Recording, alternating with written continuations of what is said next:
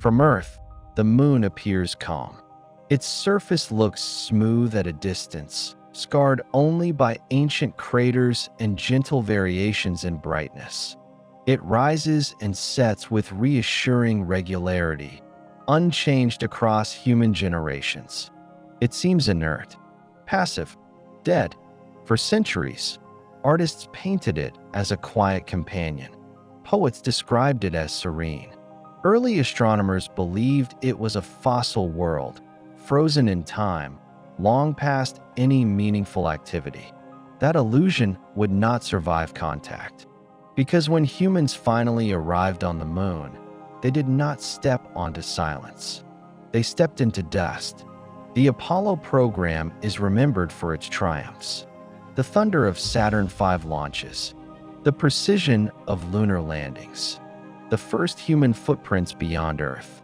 What is less remembered is the constant friction between human engineering and an environment that refused to cooperate. Lunar dust did not announce itself as a villain. It did not threaten astronauts with immediate catastrophe.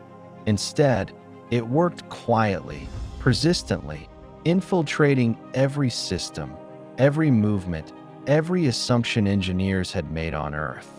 It was not dramatic. It was relentless. And it was everywhere. The moon without mercy. On Earth, dust is temporary. Wind redistributes it. Rain removes it.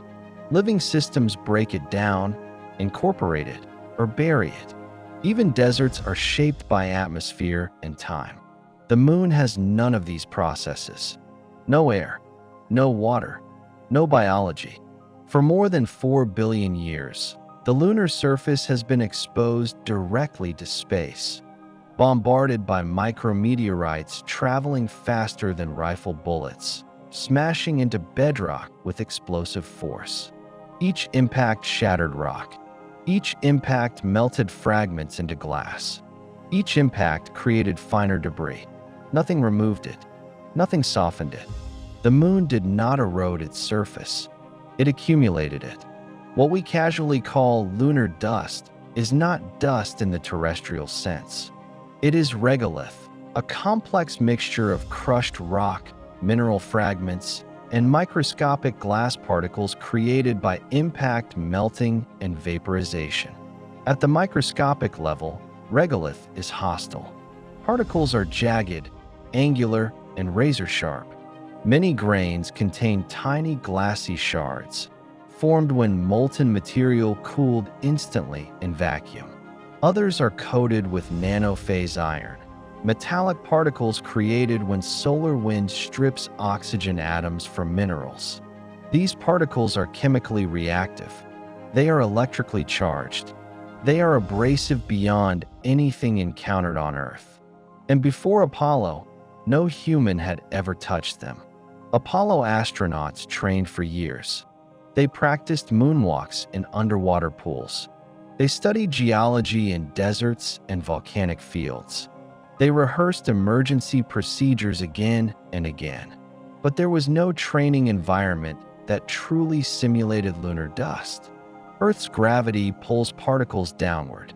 Air dampens motion. Moisture neutralizes static charge. No matter how fine terrestrial dust becomes, it behaves predictably. Lunar dust does not. Engineers understood this in theory. But theory is not experience. Experience would come only when humans stepped onto the surface itself. When Apollo 11 landed in the Sea of Tranquility, the descent engine kicked up dust that behaved strangely. Instead of billowing outward in clouds, it flowed low and fast along the surface, obscuring visibility in unexpected ways. Pilots struggled to judge altitude during landing. The dust did not scatter. It slid. Even before the first step, lunar dust was influencing human decision-making. Neil Armstrong's first footprint was sharply defined. The regolith compacted under pressure, holding its shape with crisp edges. This surprised scientists. Without moisture, earthly soil collapses. Lunar dust did not. Each step left a permanent mark. not because the moon remembered, but because nothing existed to erase it. Astronauts noticed that disturbed dust settled slowly, almost reluctantly, as if suspended briefly in hesitation before gravity reclaimed it. This was the first hint that lunar dust was governed by more than mass alone. The sun is not gentle to airless worlds. Solar ultraviolet radiation and charged particles continuously bombard the lunar surface, knocking electrons free and charging dust grains electrostatically. On Earth, these charges dissipate harmlessly through air. On the moon, they accumulate. Dust grains repel one another. They cling to surfaces. They migrate upward against gravity, attracted to oppositely charged objects. This is why dust crawled onto spacesuits, why it coated visors, why it refused to fall away. Astronauts weren't just walking on dust. They were interacting with an electrically active surface. Apollo spacesuits were marvels of engineering. They protected against vacuum, radiation, micrometeorites, and extreme temperature swings. They allowed movement, flexibility, and life support in an environment that should have been instantly fatal. But they were not designed for lunar dust. The dust abraded fabric layers. It worked its way into bearings and seals. Over repeated excursions, suit mobility decreased. Joints stiffened. Resistance increased. Every grain added wear. Every EVA shortened the usable lifespan of equipment. If Apollo missions had lasted weeks instead of days, suits would have failed. When astronauts returned to the lunar module, they carried dust with them.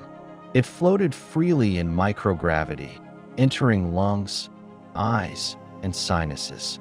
Astronauts reported sneezing, coughing, and persistent irritation.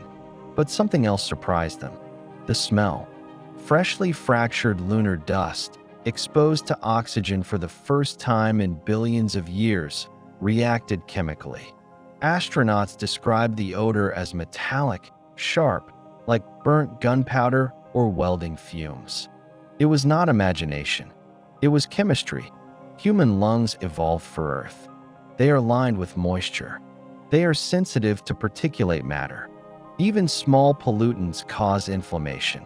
Lunar dust particles are sharp enough to damage lung tissue at the cellular level. On long-duration missions, inhalation could cause serious health effects. Apollo crews were exposed briefly.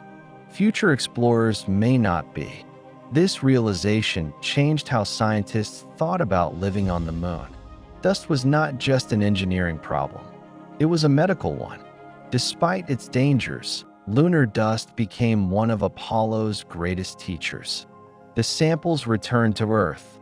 Over 380 kilograms of lunar material were studied exhaustively. Laboratories analyzed grain structure, chemical composition, magnetic properties, and isotopic ratios. What they found reshaped planetary science. Lunar dust preserved a record of solar activity over billions of years. Embedded solar wind particles revealed the sun's ancient behavior. Impact glass recorded collisions from an era when the solar system was young and violent. Earth had erased this history. The moon had not. Each grain of regolith is a timestamp. It records when it was shattered, when it was exposed, when it was irradiated. Together, they form a chronicle older than any fossil, older than any mountain range on Earth. Apollo astronauts did not just bring back rocks. They brought back time. The lesson Apollo left behind. Apollo did not conquer the moon. It learned from it. Lunar dust forced humility. It exposed assumptions. It punished complacency. And it demanded respect. Every future mission to the moon carries Apollo's lessons forward: reinforced seals, dust mitigation systems, electrostatic repulsion technologies, habitat isolation chambers. None of this existed before Apollo stepped into the dust.